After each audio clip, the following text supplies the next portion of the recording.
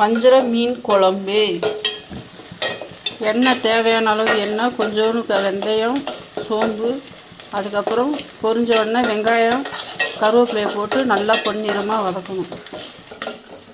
வஞ்சர மீன் இதில் எண்ணெய், மிளகாத்தூள், மஞ்சத்தூள், உப்பு போட்டு கொஞ்சம் பிசைஞ்சு வச்சிடணும். கொஞ்சம் நேரம் அரை ஊறிக்கிட்டே இருந்தால் ஊறணும், நல்லாயிருக்கும். லாஸ்ட்டில் குழம்பு கொதித்து இறக்கும்போது போட்டால் நல்லாயிருக்கும்.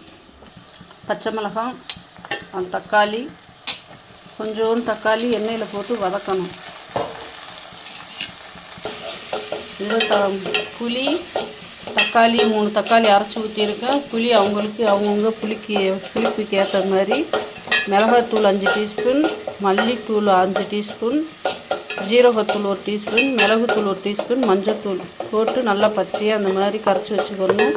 தேங்காய் கொஞ்சோன்னு போட்டு அரைச்சி, அதில் கொஞ்சோண்டு சோம்பு தூள் போட்டு அரைச்சி இதில் எல்லாமே ஒன்றா மிக்ஸ் பண்ணி கலக்கி வச்சுக்கணும். வெங்காயம் வதங்கும்போது கல்லுப்பு கொஞ்சம் போட்டு வதக்கணும். இந்த ஸ்டேஜில் இப்போ நம்ம கரைச்சி வச்சுருக்கோம்ல மசாலா, அந்த குழம்பு அப்படியே தூக்கி அதில் ஊற்றிடும்.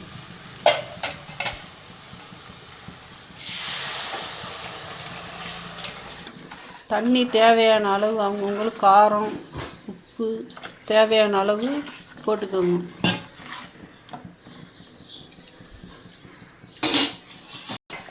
மீன் குழம்பு தயாராகிடுச்சு. இப்போ இந்த ஸ்டேஜுக்கு பக்குவமாக எண்ணெய் பிரிஞ்சு வரும்போது இந்த ஸ்டேஜில் மீன் போடணும்.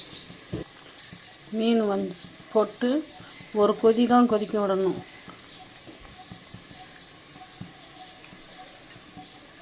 இந்த மெத்தடில் இந்த இதில் ஃபாலோ பண்ணி செஞ்சு பாருங்கள். லாஸ்ட்டில் இறக்க போகும்போது கொத்தமல்லியை தூவி இறக்கி பரிமாறவும். நன்றி, வணக்கம்.